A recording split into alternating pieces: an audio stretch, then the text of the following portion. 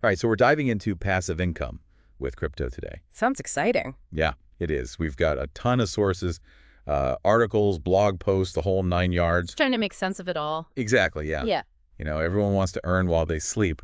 that's the dream. Right. Yeah. So we're going to look at how to make that dream a reality. And the world of crypto. Yeah, exactly.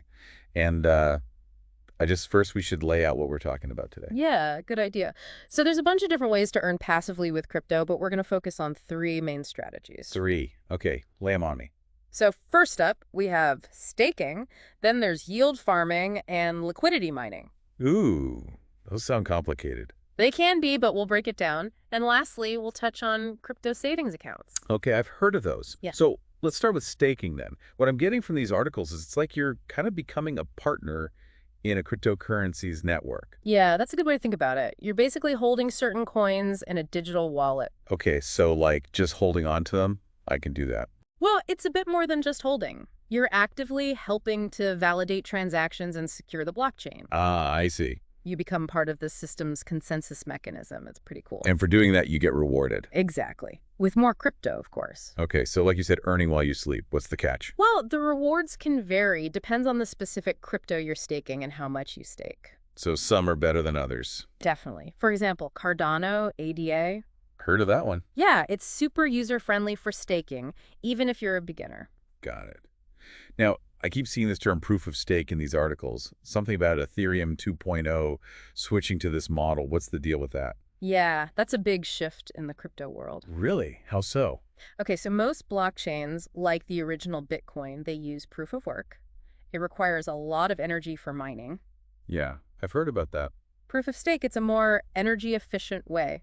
Interesting. Instead of miners, you have validators who stake their coins to secure the network. And that's how they get rewarded. Yep. And since Ethereum is moving to proof of stake, it means more people can get involved in staking. So even more earning opportunities. Sounds great. It does. But there's one thing to be aware of called slashing. Slashing, what's that? Sounds bad. It's a risk, yeah. If the validator you choose, the one you're staking with, if they act up, Act up. like if they act maliciously or break the rules, Ah, I see. you could lose some of your staked coins as a penalty. It's kind of a way to keep validators honest. Right. So you really got to do your research on these validators. Oh, absolutely. Don't just pick any random one. Got it. Noted. All right. So staking, it's a way to earn passively, but it's not without its risks. Exactly. Now let's move on to something a little more complex. Yield farming and liquidity mining. Okay. Those sounded a bit more intense, but also maybe more rewarding. They do offer the potential for higher rewards, Ooh, tell me more. but they also come with increased risk. Think of it like leveling up from staking. Okay. I like the sound of leveling up. So first, yield farming. Imagine you're lending your crypto to a decentralized finance platform. We call them DeFi for short. DeFi. Got it. It's kind of like lending money to a bank, I'm with you. except it's not a bank, it's a DeFi protocol. Okay. I'm kind of seeing where this is going. So instead of my money just sitting in a bank account, it's out there working for me in this DeFi space. Exactly. And in return, you earn interest or rewards, depends on how much you've lent and the specific yield farming strategy. Makes sense, but I'm sure there's more to it than that. Oh, there's always more to it in the crypto world, right? Right.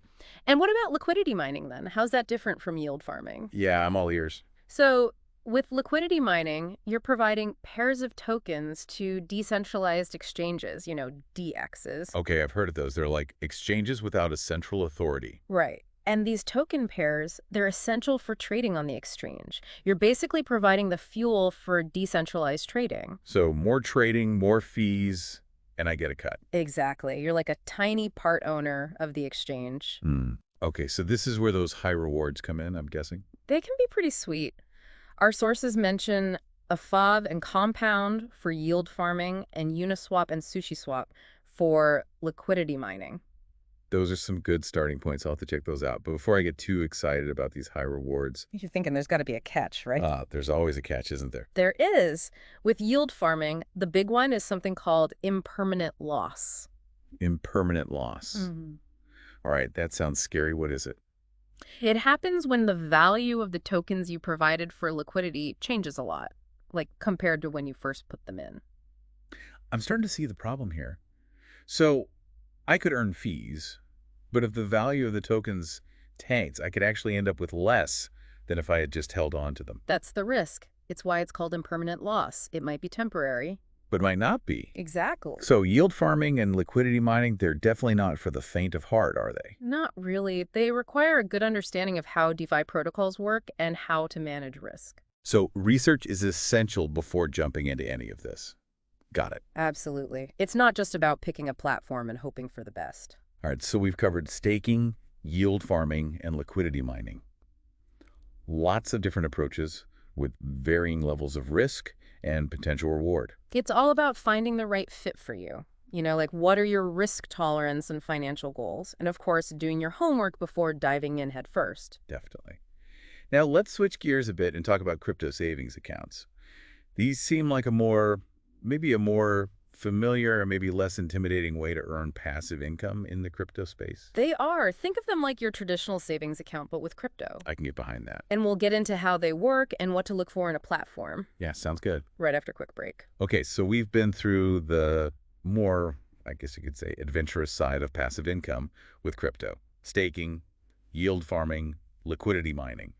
All very interesting, but maybe not for everyone. Definitely not. They're not exactly for beginners, are they? Right. And so now, let's talk about those crypto savings accounts. Ah, yes. A bit more familiar territory, I'd say. Exactly right. They seem way more approachable, like dipping your toes into the passive income pool. That's a great way to put it. Like your traditional savings account, but with that crypto twist. Okay, so you deposit your crypto, you earn interest over time. But where's the catch? There's always a catch, right? Well, just like with regular savings accounts, those interest rates can vary. Makes sense. They go up and down depending on, what the market's doing. So, still got to do your research and shop around, find the best rates. Oh, absolutely. Got to compare those platforms. Speaking of platforms, is there anything specific about these crypto savings accounts, like, any risks? We talked about slashing with staking and that impermanent loss with liquidity mining. Good point.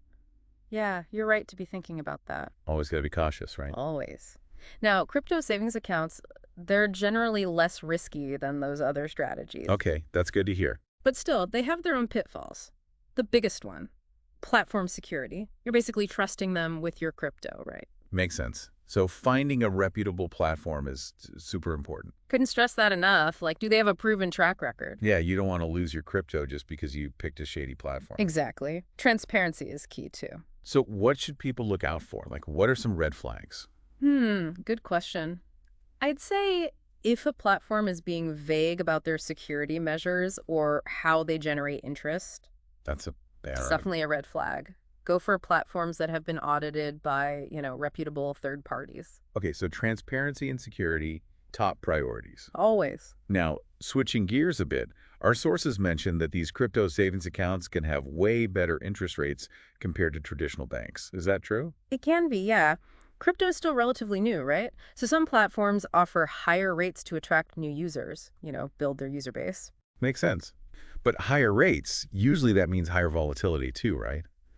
The crypto market can be pretty wild. Oh, absolutely. That's the trade-off. High potential for gains, but you got to be ready for those fluctuations. So it's not just about chasing the highest interest rate. It's about balancing it with your own risk tolerance. Exactly. It all comes back to that. Okay, so with all these different options, staking, yield farming, liquidity mining, and now these crypto savings accounts, how do you even begin to choose the right strategy? Great question. I'd say start with being honest with yourself. What's your risk tolerance? Can you handle big swings in value? Yeah, got to be real with yourself about that. For sure. And then think about your financial goals. What are you saving for? Short-term goals, long-term wealth building. Different goals might need different strategies. Exactly. If it's short-term, maybe a crypto savings account is a good fit. Okay, that makes sense. But if you're in it for the long haul, maybe explore those higher risk options like yield farming, but only if you really understand what you're getting into. And of course, as we keep saying, do your research right. Always. Research is non-negotiable. It's not just picking a platform and crossing your fingers. Right. You have to know how it works, what are the risks, and how it all fits into your financial picture. So big picture thinking is important. For sure. It's a lot to take in, right? Staking, yield farming, liquidity mining, crypto savings accounts. Definitely. It's like a whole world of passive income opportunities out there. And as the crypto space grows, we'll probably see even more ways to earn passively. So staying informed is key. Absolutely. What's a good strategy today might be outdated tomorrow. That's the beauty of it, though, right? It's always changing, always exciting. Totally. But for now, let's try to recap what we've learned, help our listeners figure out what's next. Sounds good to me. Okay, so let's start with that basic strategy, staking. Remember how we talked about it being like a digital shareholder? Yeah, that was a good analogy. So you're holding on to a cryptocurrency and helping to support the network security. And you get rewarded for doing that. Exactly. More of that cryptocurrency over time. It's a nice way to grow your holdings if you believe in that particular coin's future. Right, exactly. But, it's not completely risk-free. There's that slashing thing we discussed. Right, if you pick a validator that doesn't play by the rules. Exactly. That's why it's so important to research those validators, look at their track record, make sure they have a good reputation in the community. Due diligence, always important. Absolutely. Okay, so staking, it's all about supporting the network. And getting rewarded for it. Exactly. And it can be a really great way to grow your crypto holdings, especially if you're in it for the long term. Right, like if you really believe in a particular coin. Yeah, exactly. But, like we said before, it's not completely risk-free. There's that slashing thing. Right, slashing. If you pick a validator that, misbehaves or something. So you really got to vet those validators. Absolutely. Research is key. Make sure they have a good reputation. Got it. All right, so we've covered staking. Now what about those more advanced strategies?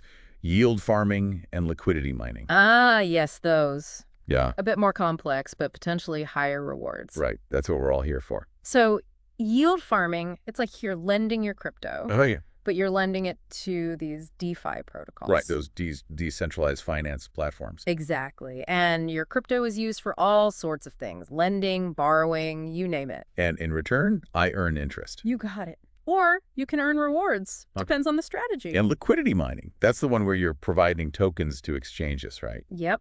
Decentralized exchanges, though, the DXs. Right, right. So you're essentially helping to make sure there's enough liquidity for trading to happen smoothly. So the more trading, the more fees, the more I earn. I like it. It can be pretty lucrative, yeah. Yeah. But remember, both yield farming and liquidity mining, they come with higher risks. Right, that impermanent loss thing can really sneak up on you. It can, and these strategies, they require a bit more, knowledge and experience. Definitely not for beginners then. Probably not the best place to start, no. Okay, so last but not least, those crypto savings accounts. Ah, yes, those are much more, I guess, straightforward. Way more familiar, I'd say. Like, think of your regular savings account, but with, crypto. You deposit your crypto, it earns interest. Pretty simple. Exactly. And the interest rates can be, well, they can be pretty attractive. Especially compared to what traditional banks are offering these days. Right. But of course, just like with any platform, you got to be careful. Right. Do your research, choose a reputable provider. Absolutely. Make sure they have top-notch security and that they're transparent about how they operate. Safety first, always. Always. So I think we've covered a lot of ground today. We have staking, yield farming, liquidity mining, crypto savings accounts. The whole world of passive income possibilities with crypto. It's pretty exciting, isn't it? It is. And I think the key takeaway here is that there's no one right way to do it. Exactly. There's no magic formula. It all depends on your own individual circumstances. Your risk tolerance, your financial goals, how much time and effort you're willing to put in. All of that plays a role. And no matter what strategy you're considering, remember, research is your best friend. Couldn't agree more. Don't just jump in blindly. Take the time to understand how things work, what the risks are, and how it all fits into your overall financial plan. So be smart, be informed, and be cautious out there. Well said. That's great advice for anyone exploring the world of crypto, passive income, or otherwise. Absolutely. It's a fascinating space, full of opportunity, but you got to approach it with a level head. And a willingness to learn and adapt. Exactly. Well, on that note, I think we've reached the end of our deep dive today. We did it. Big thanks to you for breaking down all these complex concepts. My pleasure. Happy to share what I know. And to our listener, we hope you found this deep dive informative and engaging. Remember, the crypto world is constantly evolving, so stay curious, keep learning, and most importantly, never stop exploring. Here's to the future of finance.